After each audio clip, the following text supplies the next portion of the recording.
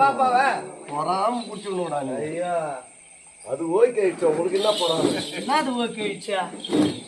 ஐயா ஹலோ ஏய் தொடங்கி இதெல்லாம் என்ன தொட்டி அண்ணா சண்டே பண்றா செஞ்சு போய் வந்து ஐயோ போய் வந்து மண்ணு தொட்டி அண்ணே என்னடி மென்டலா? அண்ணே வணக்கம் அண்ணே. வணக்கம் அண்ணே. வேலைக்காரனியா? வணக்கம் வணக்கம். தயவு செய்து ஒன்று தெரிஞ்சுக்கோ. என்ன சொல்லி? அண்ணான்ற வார்த்தை எனக்கு பிடிக்கவே பிடிக்காது. ஏ அப்படிதான் அது. அண்ணான்ற வார்த்தை யாருக்கு பொருந்தும்? யாருக்கு பொருந்தும்?